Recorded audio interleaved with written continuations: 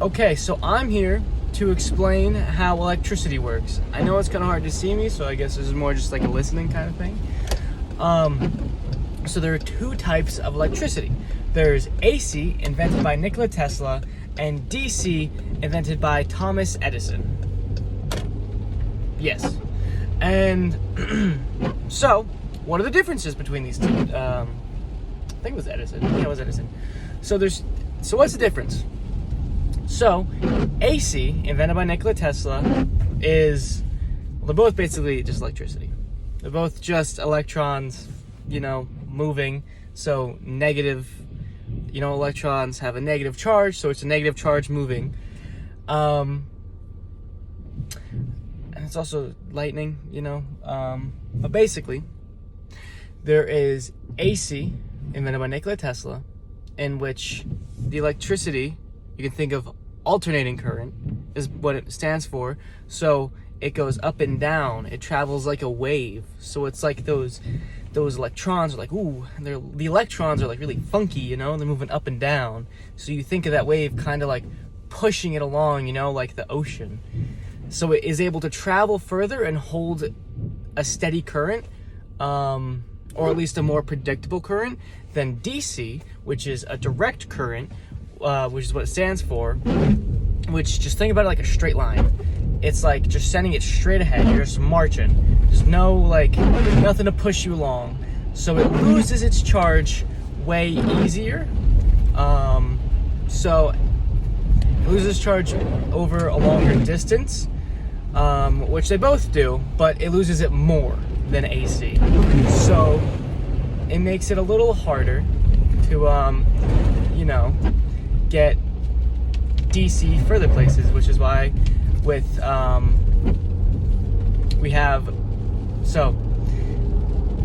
I would explain this, but I need to explain how we get each kind of electricity first. So with DC, there are multiple ways of creating DC current, and that is by using basically any renewable system. So like solar panels or not windmills. My girlfriend calls them windmills. What the fuck are they called? Wind turbines. So there's solar, wind, then there's geothermal. So like think of like Yellowstone, like geysers, all that. And then there is hydro. I might be forgetting one. I'm not quite sure, to be honest. There might be one more. And so all of those are able to create DC current. And with that, DC current is, it's like the same charge and everything. Only it's like, you can't power things. So maybe it's not the same charge. Maybe that's not the right wording. But you can't, okay. So things we use DC current for. I know this is all over the place, but DC current is used to charge your phone. It's used to charge your laptop. That's why when you have a laptop charger, it has that weird brick in the middle. And that's, like on the cable. And that's to convert it from AC to DC. Because all of our houses and wiring is run through AC because it is the better type of electricity. It's easier to work with and it can power more. Like AC powers like refrigerators or air conditioning, those chunkier things that need more of a charge. And so you might be wondering, how do we get AC current? That would be really good if we had a renewable way that didn't cause, harm to the planet, I guess. And with that, there's really no way other than converting DC to AC, which is like you need a big generator for, and I don't know, it's just like not as effective. So the ways how we have AC is generated through fossil fuels, nuclear, I'm pretty sure, oil, any kind of oil really, like burning things. There might be one more, but I'm not sure. I have to look at my notes, but I'm driving, so I can't exactly. But basically, that's how you make AC current. And so the biggest problem with, people wanting to convert America completely to DC and renewable energy is that if we converted everything to DC, we would need a giant generator, basically, like near every house, that would create said current, because it loses its charge over travel. So that's not really possible. So we need AC, and there's a way to convert DC to AC. The only problem with that is that you need a lot of DC to convert to AC. It's not easy converting it, and so all of the renewable ways of making electricity does not work in every area the best. Like hydro, you obviously need water. So in Mexico, in Texas, it's obviously not going to be as effective as somewhere along the shore or connected to like a giant river like the Mississippi or something like that. And then with wind, there's the giant waste problem with how big those things are, and how if they break or if they're just no longer in use anymore, how it's just really bad for the environment. With solar panels, when the sun's not there, it's a rainy day, it's kind of like you have no energy to work with, really. You're not really getting anything if there's no energy.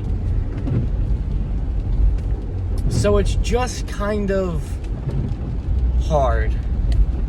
With geothermal, I'm not quite sure how that works, to be quite honest with you. I'm assuming it takes the heat and does something with it, but I'm not quite sure. I didn't look too far into that one. And if I could go back, I would go back and look further into that one. But basically, what I'm trying to say is that there's no simple solution. So if someone is telling you, oh, it's so easy to save the planet, just buy an electric car and, charge it. You see, those chargers are connected to AC current. It might go in as DC, might go in as AC, I'm not quite sure. But to get that current into that car, you're gonna need charge. And that charge is gonna have to move from place to place, so it can't really be DC. And so, not to mention the making of the batteries and all that, which I just don't agree with. But anyway, that's your own opinion.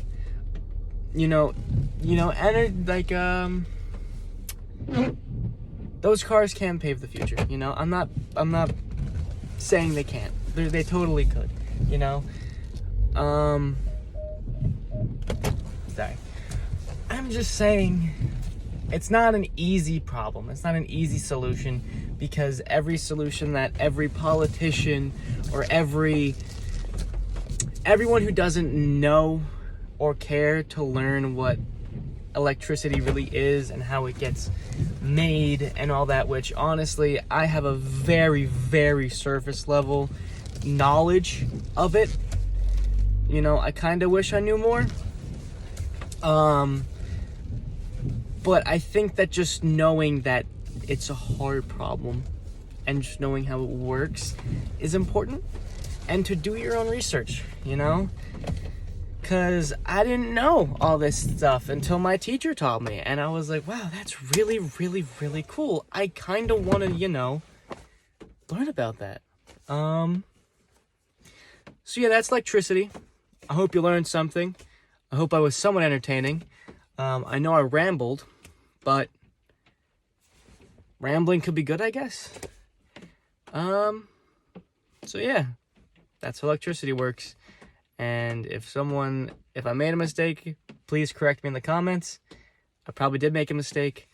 And if I did, I will, try and correct it. I don't know.